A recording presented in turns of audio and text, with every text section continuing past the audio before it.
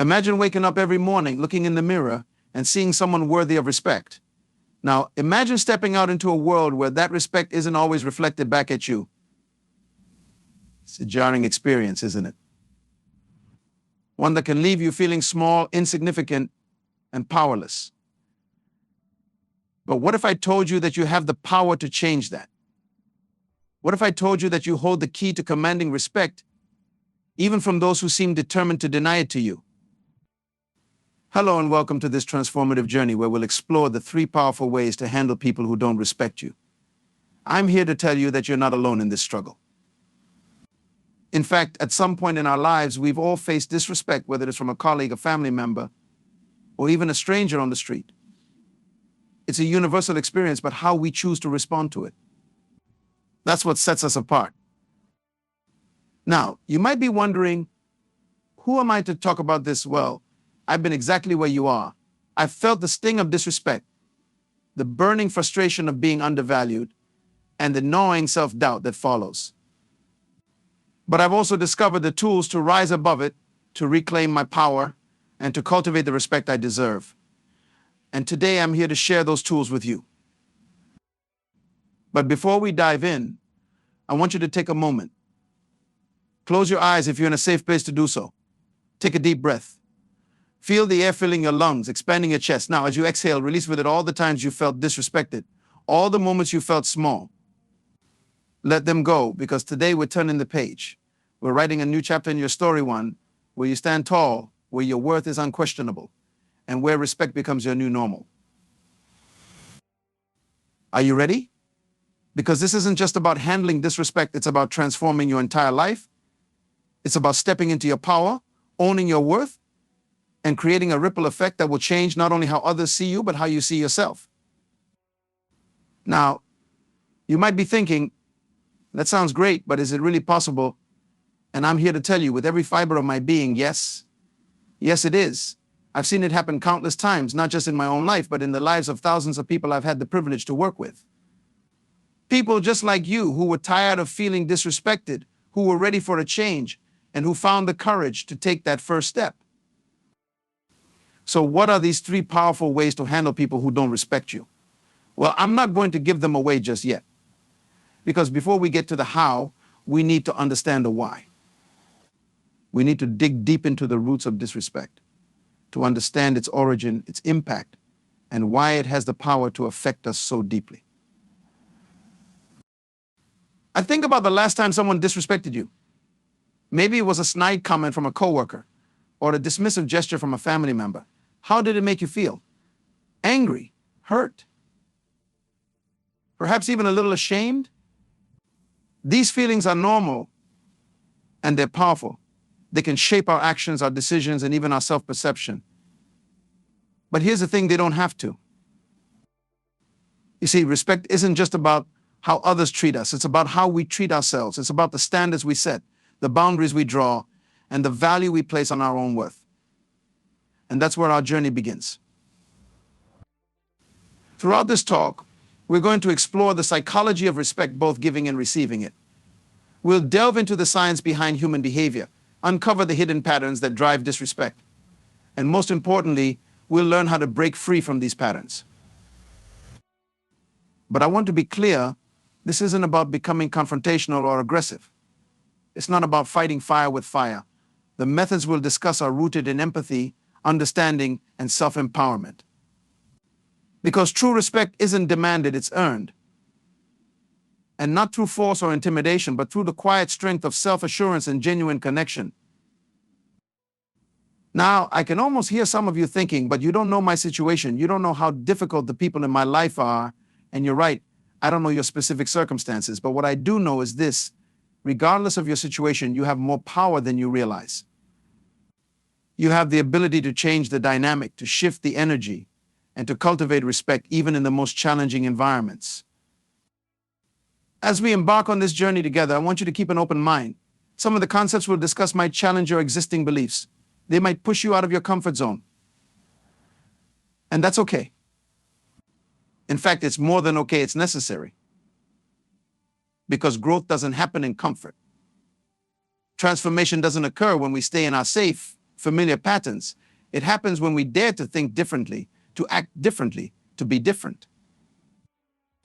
So, are you ready to take that leap? Are you ready to discover the 3 powerful ways to handle people who don't respect you? Are you ready to transform not just how others see you, but how you see yourself? Before we dive into the first method, I want to share a personal story with you. A story that illustrates just how transformative these techniques can be. A few years ago, I found myself in a toxic work environment. My ideas were constantly dismissed, my contributions overlooked, and my presence often ignored. It was soul-crushing. I'd go home every day feeling drained, defeated, and frankly disrespected. I tried everything I thought I was supposed to do. I worked harder, stayed later, went above and beyond on every project. But nothing changed. The disrespect continued, and my self-esteem plummeted. I started to question my own worth, my own abilities. I was at a breaking point. And then something shifted. Not in my external circumstances, but within me. I realized that I had been looking for respect in all the wrong places. I had been seeking validation from others, when what I really needed was to validate myself. That realization was the first step on a journey that completely transformed my life. Now, I know what you might be thinking. That's easier said than done, and you're right. It's not easy. But it is simple. And that's what we're going to explore today. Simple, powerful techniques that you can start implementing right now to change how you're treated and how you feel about yourself. So, let's dive into the first of our 3 ways to handle people who don't respect you. Are you ready? Here it is: cultivate unshakable self-respect. Now, I can almost hear the collective sigh, self-respect. That's your big secret, but bear with me, because this isn't just about feeling good about yourself. This is about fundamentally changing the energy you project into the world. You see, respect is like a mirror. The respect we receive from others is often a reflection of the respect we have for ourselves. When we truly, deeply respect ourselves, it changes how we carry ourselves, how we speak, how we interact with the world. And the world, in turn, responds differently to us. But here's the catch: this kind of self-respect can't be faked. It's not about putting on a brave face or pretending to be confident. It's about doing the deep internal work to truly value yourself, independent of external validation. So how do we cultivate this unshakable self-respect? It starts with self-awareness. We need to become conscious of our self-talk, of the stories we tell ourselves. How often do you catch yourself thinking, "I'm not good enough," or "I don't deserve better"? These thoughts, often operating below our conscious awareness, shape our reality more than we realize. The first step is to become aware of these thoughts. Notice them when they arise. Don't judge them. Don't try to push them away. Just observe them. This act of observation is powerful in itself. It creates a space between you and your thoughts, allowing you to see that you are not your thoughts. You are the observer of your thoughts. Once you've developed this awareness, the next step is to challenge these negative self-perceptions. When you catch yourself thinking, "I'm not good enough," ask yourself, is that really true? Where's the evidence for that? Often you'll find that these beliefs are based on old experiences, on other people's opinions, on societal expectations, not on your true worth. Replace these limiting beliefs with empowering ones. Instead of "I'm not good enough," try "I am constantly growing and improving." Instead of "I don't deserve better," affirm "I deserve respect and kindness." Now, I know what you're thinking. Positive affirmations? Really, but hear me out. The power of these affirmations isn't in the words themselves. It's in the shift they create in your mindset, in your energy, in how you carry yourself in the world. When you truly believe in your own worth, it shows. It shows in how you stand, in the tone of your voice, in the boundaries you set. And people respond to that. They may not even know why, but they'll start treating you differently. But self-respect isn't just about positive thinking. It's also about action. It's about making choices that honor your worth. This might mean saying no to things that don't serve you. It might mean speaking up when you disagree, even if it's uncomfortable. It might mean walking away from relationships or situations that consistently undermine your self-worth. These actions aren't always easy. In fact, they can be downright terrifying at first. But each time you honor yourself in this way, you're sending a powerful message to yourself and to the world that you are worthy of respect. Now, let's talk about a crucial aspect of self-respect that often gets overlooked: self-care. And I'm not just talking about bubble baths and face masks, although those can be wonderful. I'm talking about truly taking care of yourself on all levels: physically, emotionally, mentally, and spiritually. Physical self-care is about treating your body with respect. This means nourishing it with healthy food, moving it in ways that feel good, giving it the rest it needs. When you take care of your physical health, you're sending a message to yourself and the world that you value yourself. Emotional self-care involves allowing yourself to feel your feelings without judgment. It's about developing emotional intelligence, learning to navigate your emotions in a healthy way. This might involve practices like journaling, meditation, or seeking therapy. Mental self-care is about stimulating your mind, challenging yourself to grow and learn. This could mean reading books, taking courses, engaging in stimulating conversations. When you invest in your mental growth, you're building your self-confidence and expanding your perspective. Spiritual self-care doesn't necessarily mean religion, unless that resonates with you. It's about connecting with something larger than yourself, finding meaning and purpose in your life. This could involve practices like meditation, spending time in nature, or engaging in activities that bring you a sense of peace and connection. When you prioritize self-care in these areas, you're demonstrating to yourself that you are worthy of care and attention. And this, in turn, raises your self-respect. But here's where many people get stuck. They think, I'll start respecting myself when others start respecting me, but that's backwards. The truth is, others will start respecting you when you start respecting yourself. Think about it this way: have you ever been around someone who exudes self-respect? Someone who carries themselves with quiet confidence, who speaks their truth without apology, who sets clear boundaries? How did you feel around that person? Chances are you felt a natural inclination to treat them with respect. That's the power of self-respect. It creates a field around you, an energy that others can feel. And they respond to it, often without even realizing why. Now, I want to address something important here. Cultivating self-respect doesn't mean becoming arrogant or self-centered. In fact, true self-respect often leads to greater empathy and compassion for others. When you truly value yourself, you don't need to put others down to feel good. You can appreciate others' worth without it threatening your own. So how do we put this into practice? How do we start cultivating this unshakable self-respect today? Here are some practical steps you can take. First, start your day with intention. Before you even get out of bed, set an intention for how you want to treat yourself that day. Maybe it's, today I choose to speak kindly to myself, or today I will honor my boundaries. Setting this intention primes your mind to look for opportunities to respect yourself throughout the day. Next, practice self-compassion. We often treat ourselves far more harshly than we would treat a friend. When you make a mistake or face a setback, instead of berating yourself, try speaking to yourself as you would to a loved one. It's okay. Everyone makes mistakes. What can I learn from this? Another powerful practice is to keep a self-respect journal. At the end of each day, write down 3 things you did that day to honor your worth. Maybe you spoke up in a meeting, or you took some time for self-care, or you said no to something that didn't feel right. Acknowledging these actions reinforces the habit of self-respect. Now, let's talk about boundaries. Setting and maintaining healthy boundaries is a crucial part of self-respect. But for many of us, it's also one of the most challenging. We worry that setting boundaries will make us seem selfish or unkind.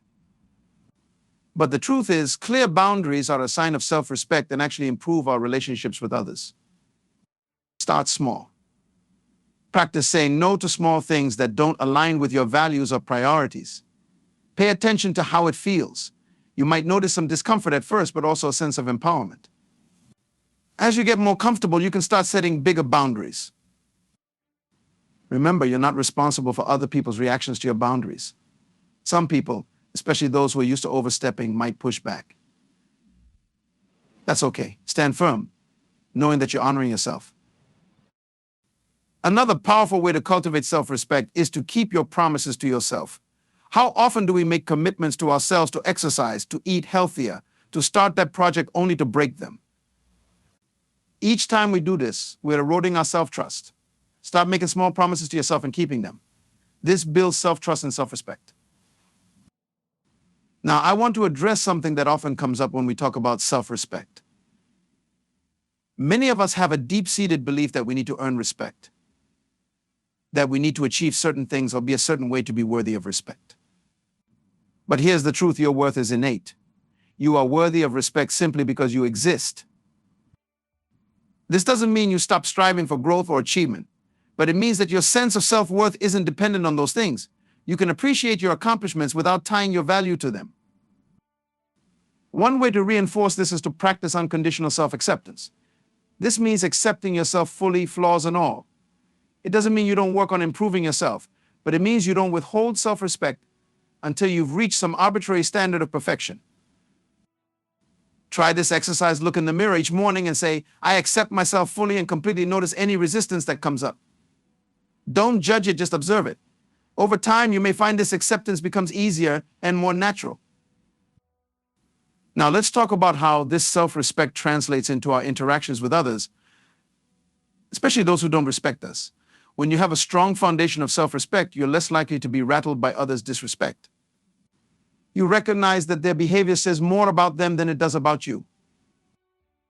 This doesn't mean you become immune to hurt feelings, but it does mean you're better equipped to handle them. Instead of internalizing others' disrespect, you can see it for what it is: a reflection of their own issues and insecurities. From this place of self-respect, you can choose how to respond. Maybe you calmly call out the disrespectful behavior. Maybe you choose to disengage.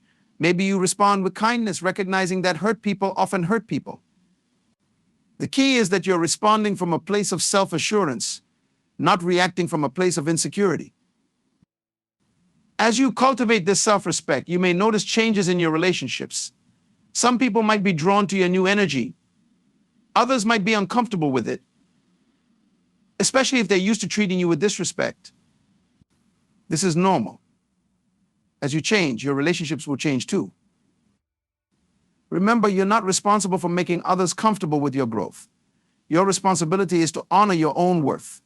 As you do this, you'll naturally attract relationships that reflect your self-respect. Now, I want to share a powerful visualization exercise that can help reinforce this sense of self-respect. Close your eyes if you're in a safe place to do so. Imagine yourself surrounded by a bubble of golden light. This light represents your self-respect. It's warm, comforting, and protective. Imagine this light growing stronger and brighter with each breath you take. Now, imagine someone approaching you with disrespect. See their words or actions bouncing off your bubble of self-respect. They can't penetrate it. You remain centered, grounded in your worth. Take a moment to really feel this. This is the power of unshakable self-respect. Open your eyes. How did that feel? Remember, you can return to this visualization anytime you need a reminder of your innate worth. As we wrap up this first method, I want to emphasize that cultivating self-respect is an ongoing process. It's not something you achieve once and then you're done. It's a practice, something you commit to every day. There will be days when it feels easy and days when it's a struggle. That's okay. The key is to keep showing up for yourself, to keep choosing self-respect, even when it's challenging.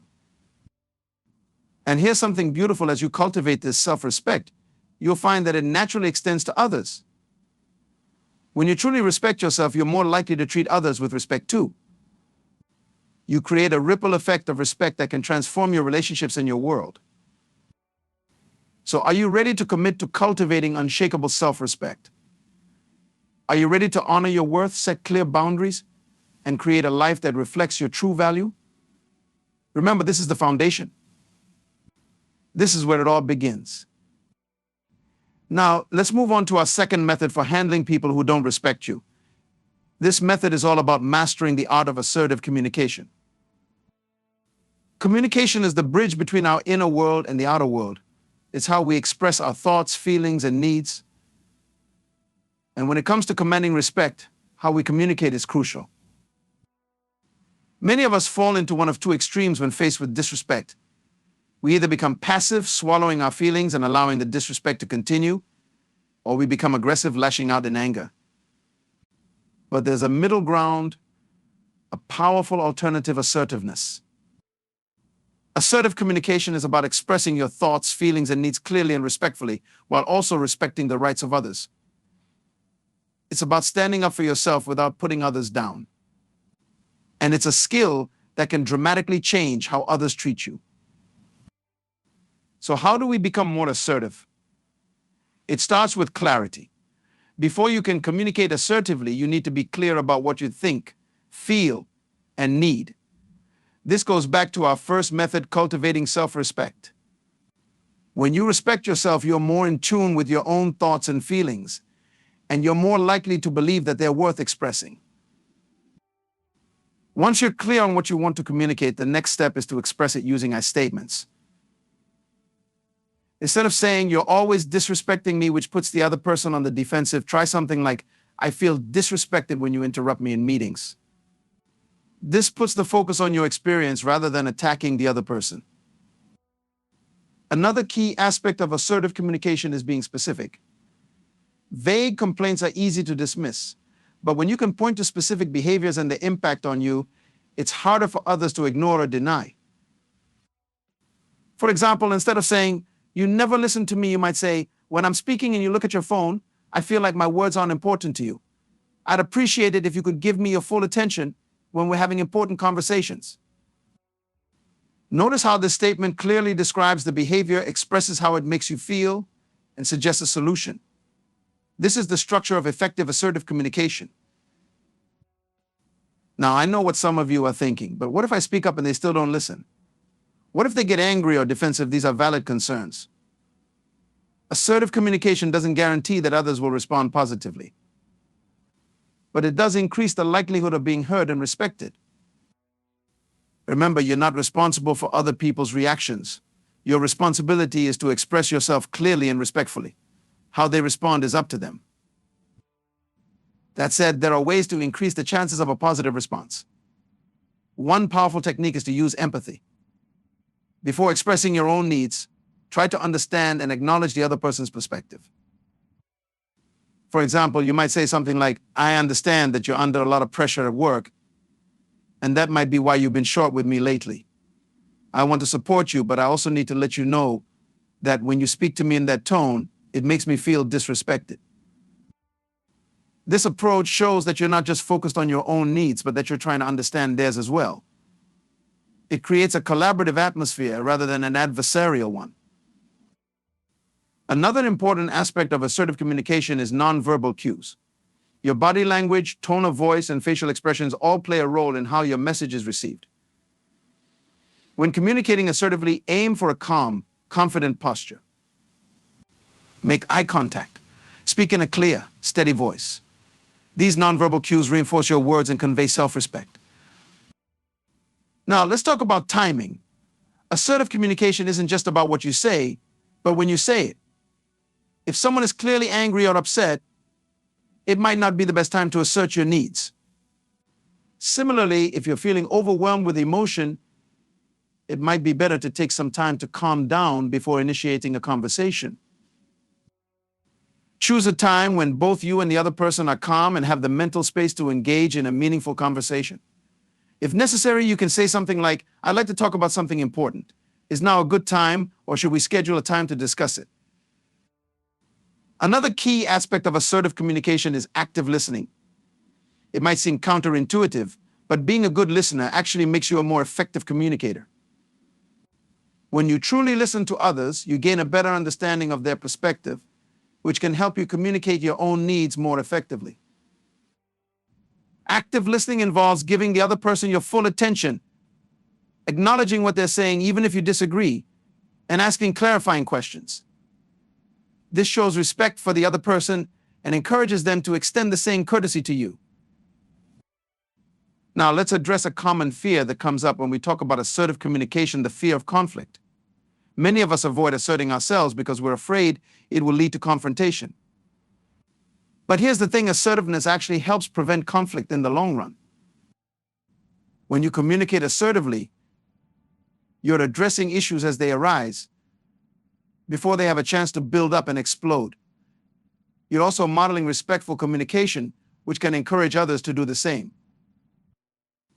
That said, it's important to be prepared for the possibility that asserting yourself might lead to some initial discomfort or resistance, especially if people aren't used to you standing up for yourself. This is where your foundation of self-respect comes in. Remember, you have the right to express your thoughts and feelings, even if others don't like it. Let's practice some assertive responses to common disrespectful behaviors. Imagine someone constantly interrupts you when you're speaking. An assertive response might be, "I wasn't finished speaking. I'd appreciate it if you'd let me complete my thought before responding." Or perhaps someone makes a dismissive comment about your idea in a meeting. You might say, "I put a lot of thought into that proposal. I'd like to hear your specific concerns so we can discuss them constructively." These responses are clear, respectful, and focused on the behavior rather than attacking the person. They set a boundary while also leaving room for dialogue. Now, I want to address something important: assertiveness in different cultural contexts. In some cultures, direct communication might be seen as rude or confrontational. If this is the case in your cultural context, you might need to adapt your assertive communication style. This doesn't mean you can't be assertive.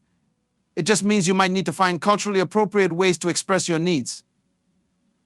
This might involve using more indirect language or finding ways to save face for both parties. For example, instead of saying, "I disagree," you might say, "I see your point, and I wonder if we might also consider the key is to find a balance between respecting cultural norms and honoring your own needs." As you practice assertive communication, you'll likely encounter challenging situations. One common scenario is dealing with someone who tries to intimidate or bully you. In these situations, it's important to stay calm and composed, even if you don't feel that way inside. A technique you can use is called the broken record method. This involves calmly repeating your position without getting drawn into an argument. For example, if someone is pressuring you to do something you're not comfortable with, you might say, "I understand you want me to do this, but I'm not comfortable with it." If they persist, you simply repeat, "I understand, but I'm not comfortable with it." This technique can be powerful because it shows that you're not going to be swayed by pressure or manipulation. It reinforces your boundary without escalating the situation. Another challenging scenario is when someone dismisses or invalidates your feelings. In these situations, it's important to stand firm in your right to have and express your emotions. You might say something like, "I understand you see it differently, but these are my feelings and they're valid to me. I'm not asking you to agree, just to respect that this is how I feel." Remember, no one has the right to tell you how you should or shouldn't feel. Your emotions are your own, and you have the right to express them. Now, let's talk about a powerful tool in assertive communication, the art of saying no. Many of us struggle with this, especially if we've been conditioned to be people pleasers. But being able to say no is crucial for maintaining healthy boundaries and commanding respect. When saying no, it's important to be clear and firm without feeling the need to over-explain or apologize. A simple no, "That doesn't work for me," is often enough. If you want to soften it, you can add, "I appreciate you thinking of me, but I'm not able to do that." Remember, every time you say yes to something you don't really want to do, you're saying no to something else, often your own needs and priorities. Saying no when necessary is an act of self-respect. As you practice assertive communication, you might find that some relationships in your life begin to change. People who are used to you being passive might be surprised or even upset when you start standing up for yourself. This is normal and doesn't mean you're doing anything wrong. In fact, it's a sign that you're growing. Some relationships might go through an adjustment period as people get used to the new, more assertive you. Others might naturally fall away if they were based on an imbalance of respect. This process can be challenging, but it's also incredibly rewarding. As you become more assertive, you'll likely find that your relationships become more authentic and satisfying. You'll attract people who respect you and value your voice. Now, I want to address something that often comes up when we talk about assertiveness, the fear of being seen as aggressive.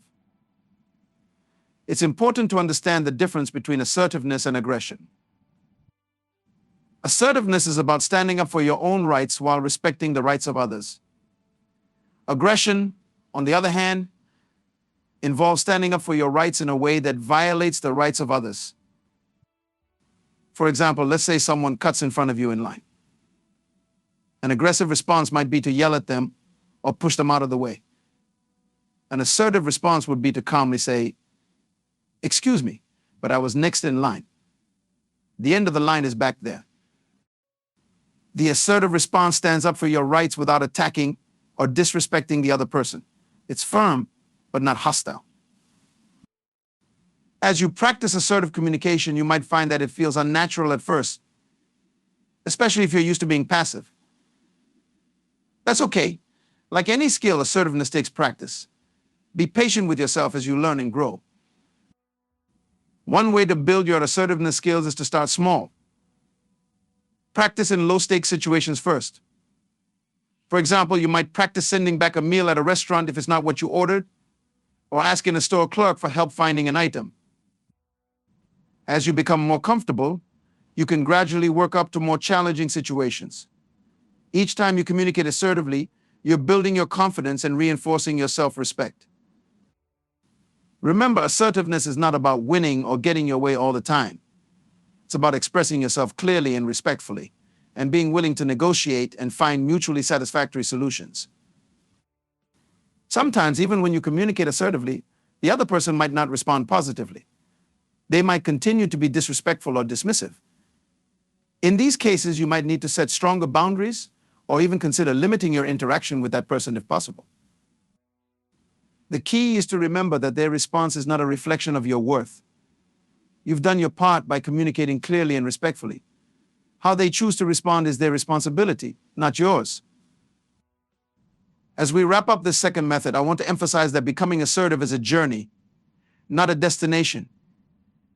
There will be times when you communicate perfectly assertively, and times when you fall back into old patterns. That's okay. The important thing is to keep practicing, keep learning, and keep honoring your own worth. Assertive communication, combined with the unshakable self-respect we discussed earlier, creates a powerful foundation for commanding respect from others. When you respect yourself and communicate that respect clearly, you set the standard for how others should treat you. Now, let's move on to our third and final method for handling people who don't respect you. This method is about creating a positive environment that naturally cultivates respect. You might be wondering, how can I create a positive environment when I'm dealing with disrespectful people? It's a great question. And the answer lies in understanding the ripple effect of our own actions and attitudes. You see, respect, like many things in life, often operates on a principle of reciprocity. When we consistently demonstrate respect for ourselves and for others, we create an environment where respect becomes the norm. This doesn't mean that everyone will immediately start treating you with respect. But it does mean that you're setting a powerful example and creating conditions where respect is more likely to flourish. So how do we go about creating this positive, respect-fostering environment? It starts with mindset. Instead of focusing on the disrespect you're receiving, shift your focus to the respect you want to see in the world. Be the change you wish to see, as the saying goes. This might sound idealistic, but it's actually a very practical approach. When we approach our interactions with an attitude of respect, we're more likely to elicit respectful behavior from others. It's not about ignoring disrespect when it occurs, but about creating a baseline of respect in your interactions. One powerful way to do this is through the practice of empathy. Empathy is the ability to understand and share the feelings of another.